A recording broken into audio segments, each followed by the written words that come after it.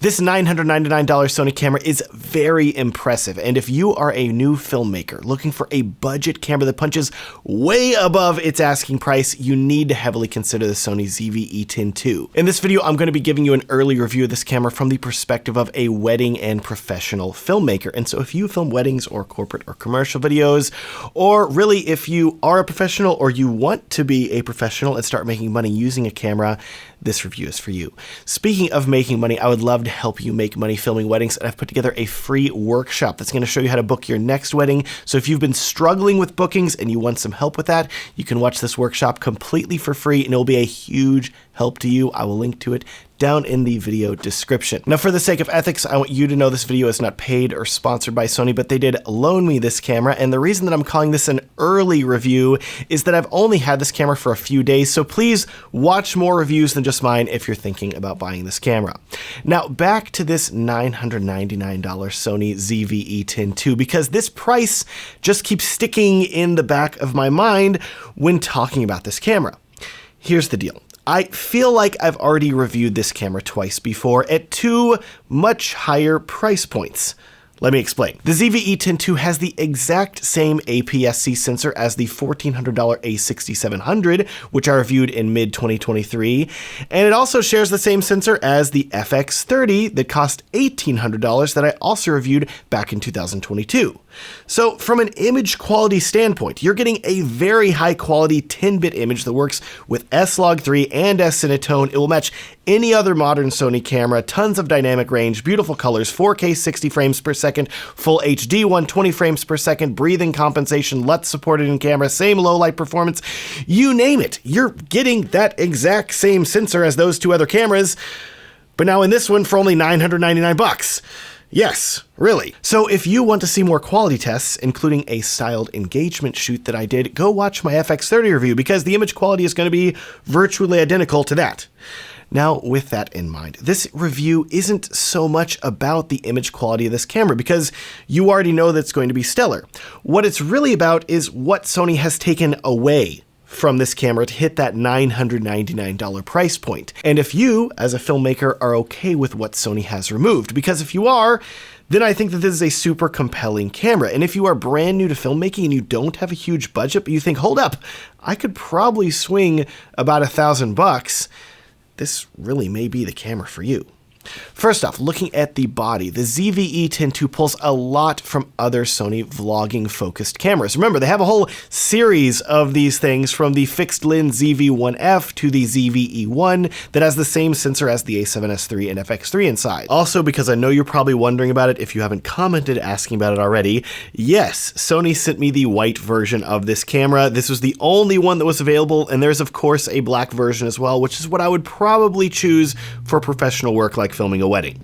It looks to me like these cameras in this lineup have sold well, because Sony has figured out that if you pair a great sensor with some stripped back features that are still video focused, it's still enough for most people. And that is the same with the ZV-E10ii. In this compact and very lightweight body, you get a micro HDMI port, new FZ100 battery, flip out screen, and a rather large microphone on top of it, which is capable of having its direction changed, which is really nice for ambient sound. So if you don't want to put a microphone on top of your camera, you're still going to get decent quality scratch audio. I would not recommend using this microphone for recording something like a professional interview or something like that, but it's still better than most built-in microphones on mirrorless cameras these days. And as a plus, if you want to use an external microphone with this camera, not only does it have a headphone jack, but it also uses Sony's MI shoe interface, which means it's compatible with a ton of different shotgun microphones that they sell that are powered and record audio directly through the camera's hot shoe, and they're really high quality. I've loved almost every single one of them that I've used, and that's great to see. Also, I know that we're supposed to be talking about features that Sony has removed to make this camera hit this price point, but before we get to that, we actually need to talk about one other feature that they've added to this camera. And before I even tell you what it is, listen, as soon as Sony told me they would be adding this feature to this camera, I knew that pretty much every filmmaker and photographer would be literally begging for them to add it to other Sony cameras with a firmware update, and I told that to Sony, so just know that I've already made that demand to them if you already have a Sony camera. Okay, I've already told them, they already know that, but by all means, continue to complain and demand it as well. Onto the new feature. The ZV-E10ii now supports vertical menus, meaning that the camera's gyroscope will sense whenever you rotate it vertically, and when you do that, all of the camera menus will rotate as well and reorient themselves in the vertical position. So if you are someone that films a lot of vertical portrait video, which, like it or not, is getting more and more popular every day, this may be enough of a reason for you to buy this camera right here, because all of the settings are going to properly rotate whenever you rotate the camera. And it's pretty darn awesome to see, because I've lost count of the amount of times I've had to like turn my head to the side when filming. Is that right? Yeah, those are the settings, right? Hey, cool, like neck crick. And don't worry, because I'm sure this may be stressing you out. There is a setting in the menu that you can toggle to lock the orientation of the screen. So if you don't want it switching to the vertical or horizontal orientation automatically, you can enable that lock. Next, just like the A6700, this camera only has one SD card slot. And while this may be a deal breaker for you, I want you to remember that it's about $800 more, but if you want one, that's where the FX30 is waiting for you with open arms saying, come on over here, I got a fan. I got dual SD card recording. You love me. And I'm like, I do love you. You're a beautiful, wonderful camera. My goodness, but you're also $800 more. And I really wish that Sony had been able to make dual card slots happen in the ZV-E10ii, but considering that they didn't make it happen in the $400 extra A6700 either, I'm not surprised that this camera doesn't have dual SD cards either. That said, I know many wedding filmmakers and professional filmmakers that got their start filming with an A6300 or A6500, and those cameras only recorded to one SD card slot too. Heck, and I'm going to make this argument again whenever we talk about overheating in a minute, I would argue that at a $999 price point, instead of purchasing an FX30 for $1,800, you could just buy two ZV-E1 cameras for $2,000, and if you record your wedding ceremony with two of them, well, it's like having dual memory card recording, but you just have two cameras running instead of one for a similar price. Isn't that crazy? Never mind. Okay, we'll talk about overheating now, actually. And I want to preface this by directing your attention to my review of the A6700, which handled indoor air-conditioned recording fine, but once I took it outside into the blazing Texas heat, mimicking an outdoor wedding ceremony, even at 24 frames per second, the camera only lasted for a little over 13 minutes. Unfortunately, the ZV-E10ii didn't fare much better, and in 4K 60 FPS outdoors in the hot Texas sun, it only lasted for a little over 18 minutes before overheating, which was almost twice as long as the A6700 lasted, but it was a bit cooler outside for this test, and I do wonder if the white body of the camera that I tested in particular helped it last longer before overheating. That's a bummer, but I already know wedding filmmakers that are using the A6700 and are very happy with it, so take that how you will. And here's an interesting recommendation for you. Just like with the dual memory cards argument, remember you can buy two of those cameras for almost the price of one FX30, which has a fan, so you can pretty much guarantee it's not going to overheat.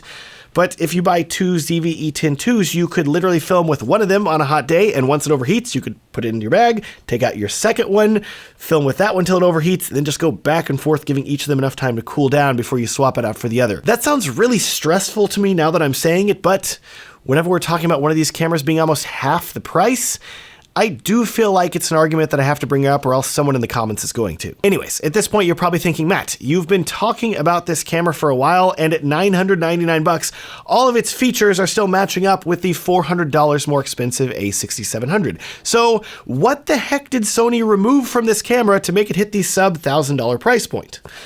I'll give you the bad news first. The biggest removal Sony has made is that this camera does not support sensor-based in-body image stabilization. So if you look at the sensor inside this camera, it does not move around to help you stabilize your footage. This is easily the biggest bummer for me because I film so much handheld, but the good news is that if you opt to purchase this camera with the kit 16 to 50mm power zoom lens for $100 more, yes, you can get this camera with a kit lens for only $1,100.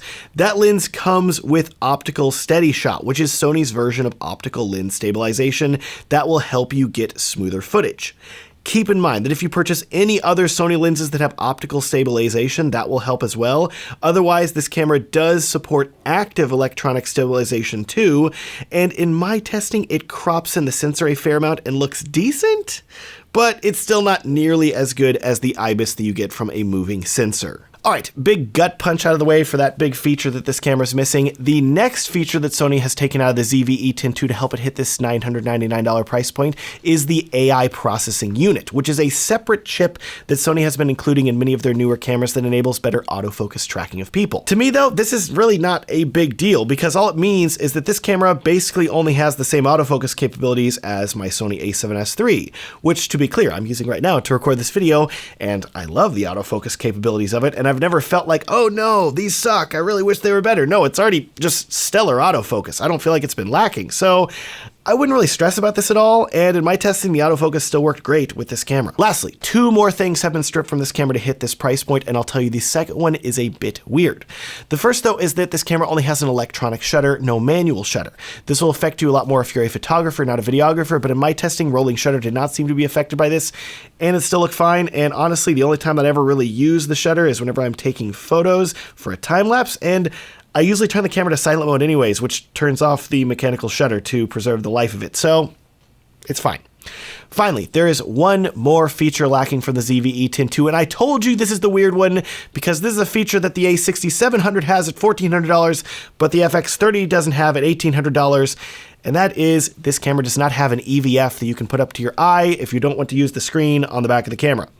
And to that I say, oh well, there are thousands of filmmakers out there using the FX3 that doesn't have a viewfinder either, so I don't think this is a big deal at all. And that's it for stripped features. Like I said at the start, for $999, I find the ZV-E10ii to be really compelling. And if you're trying to write this camera off because it only has one SD card slot or no IBIS, thinking about brand new filmmakers that don't have much of a budget, this camera still packs a ton of features in, and I think that it would be really compelling to be able to get this level of video quality for this price.